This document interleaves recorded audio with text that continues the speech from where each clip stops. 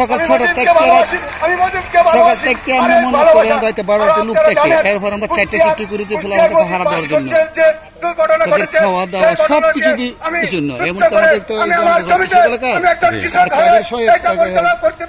যারা ছেলে মিলে গেছে সবাই কিন্তু আমরা কৃষকের সন্তান, এরা লেখাপড়া অনার্স করতেছে, মাস্টার ডিগ্রি করতেছে, মূলত আমরা কৃষকের সন্তান। আমরা কি করে বঙ্গবন্ধুকে আমরা হৃদয় থেকে ভালোবাসি, মন থেকে কিভাবে প্রকাশ করা যায়, এটা মূলত 1 বছর আগে থেকে আমরা পরিকল্পনা ছিল এটা। আচ্ছা, হ্যাঁ, পরিকল্পনা দেখা গেল যে এই বছর আমরা নতুন করে আমরা দর্শকবৃন্দ, আমি হাবিব বাবু এসবি গার্ডেনের পক্ষ থেকে আপনাদের সকলকে জানাই শুভেচ্ছা এবং স্বাগতম। আজকে আমরা এসেছি কালপাড়া গ্রামে, যে কৃষিতে মুজিব বর্ষ উপলক্ষে যে চিত্র অঙ্কন করেছেন 30% ভূমিতে, সেই চিত্রটি আপনাদের সামনে তুলে ধরার জন্যই মূলত আমরা এখানে এসেছি। এখানে আমরা দর্শকদের সঙ্গে কিছু কথা বলবো এবং তাদের কাছ থেকে কিছু মন্তব্য শুনবো এ বিষয় নিয়ে। ময়মনসিংহ বিভাগের কৃষি সম্প্রসারণ অধিদপ্তরে দায়িত্বরত বিভিন্ন স্তরের ঊর্ধ্বতন কর্মকর্তাবৃন্দ, আমি আপনাদেরকে যাদের অক্লান্ত পরিশ্রমে, যাদের অনুপ্রেরণায় আজকের এই কৃষি শিল্প প্রদর্শনী, তারা হচ্ছে পাড়াকালপাড়া বন্ধুমহল ডিজিটাল ক্লাব, তাদের সহযোগিতায় আজকে কৃষক আব্দুল কাদির তার নিজস্ব ভূমিতে, নিজস্ব 33% ভূমিতে এই লাল শাকের বীজ এবং সরিষা বীজ দিয়ে বঙ্গবন্ধুর চিত্রকর্ম এঁকেছেন এবং মুজিব শতবর্ষ।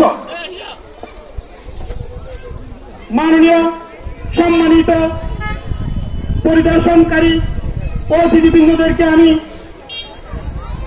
4 নং 18 ইউনিয়ন পরিষদের নবনির্বাচিত চেয়ারম্যান জনাব জুবের আলম কবির রূপক ভাইয়ের পক্ষ থেকে জানাই মুজিবীয় শুভেচ্ছা।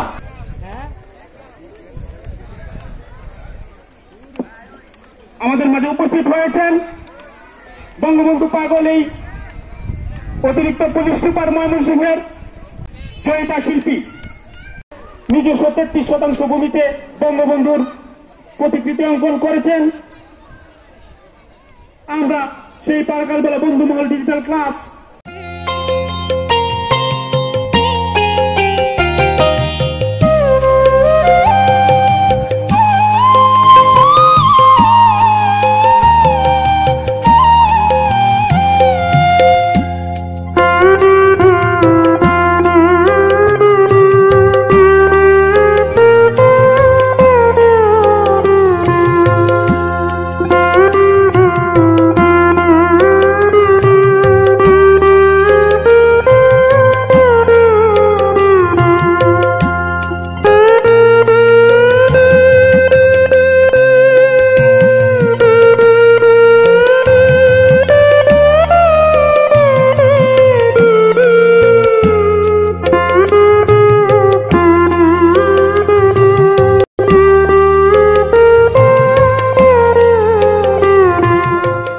আপনি কোথা থেকে আসছেন আর কি? আমার আসছি মানে আমাদের বাড়ি এইটা, আমাদের গ্রামে এইটা আমার।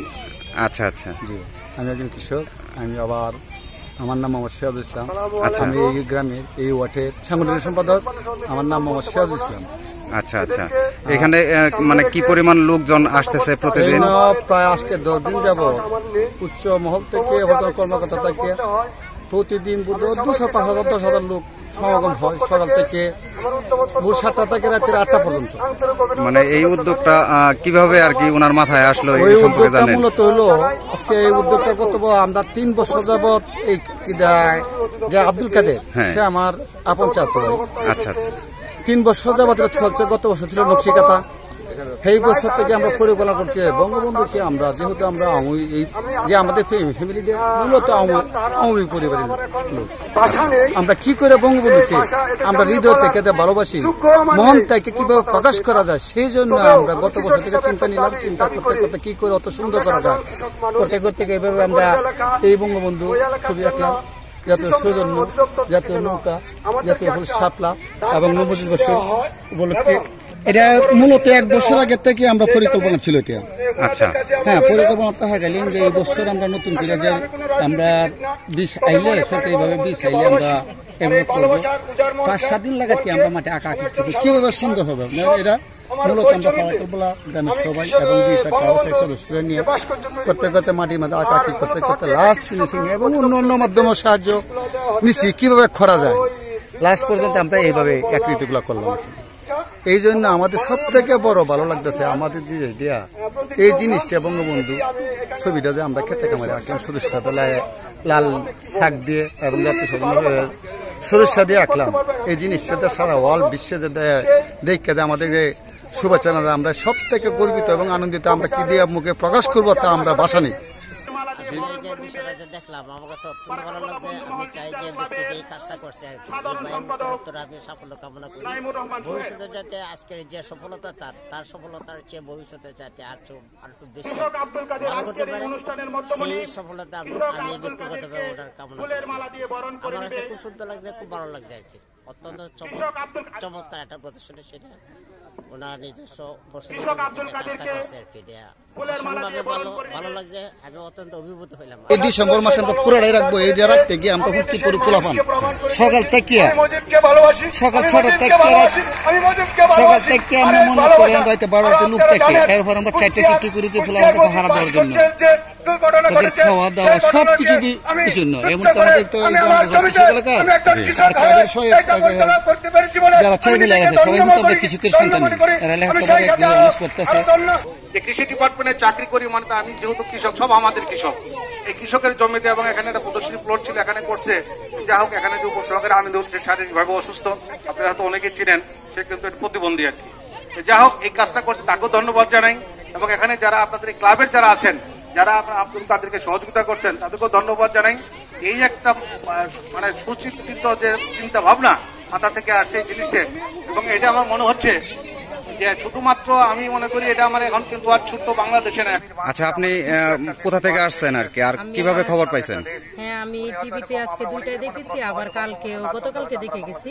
আচ্ছা, পরে বাবু বলতেছে বাবু দেখবে, আমার ছেলেকে নিয়ে আসছি দেখার জন্য। গতকালকে দেখে আসছি, আবার আজকেও আসছি আমার বাচ্চাকে নিয়ে দেখানোর জন্য আর কি এই জায়গায় আসছেন আর কি।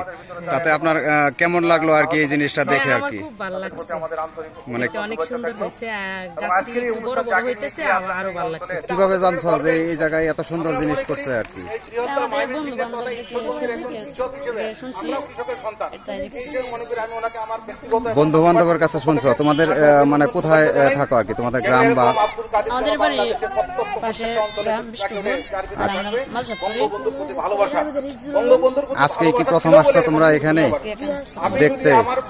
দেখলা যে কেমন লাগলো আর কি? ভালো লাগছে না? আচ্ছা, ঠিক আছে।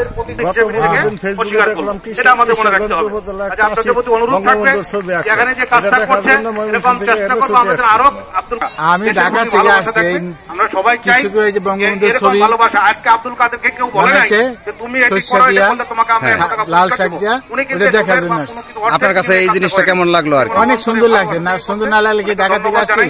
আসসালামু আলাইকুম। আমার পরিচয় মোহাম্মদ মাজহারুল ইসলাম, আমার বাড়ি গফরগাঁও।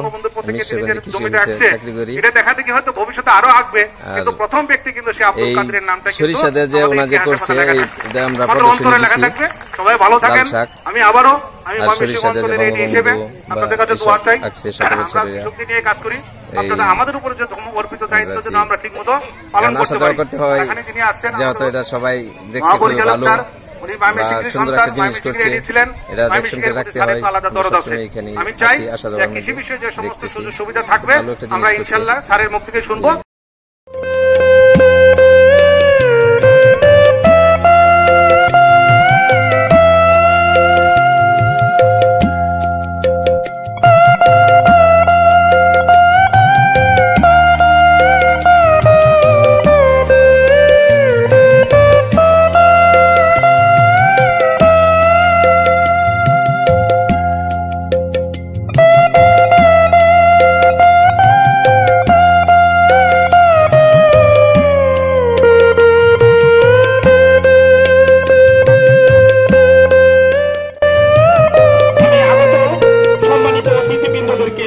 মঞ্চে আসন গ্রহণ করার জন্য আমাদের চেয়ারম্যান মহোদয়কে অনুরোধ করব, আমাদের 18 ইউনিয়নের চেয়ারম্যান মহোদয়কে অনুরোধ করব অতিথিবৃন্দদেরকে নিয়ে আপনি মঞ্চে আসন গ্রহণ করুন। কৃষি সম্প্রসারণ অধিদপ্তর বাংলাদেশের মাননীয় মহাপরিচালক কৃষিবিদ জনাব আসাদুল্লাহ মহোদয়।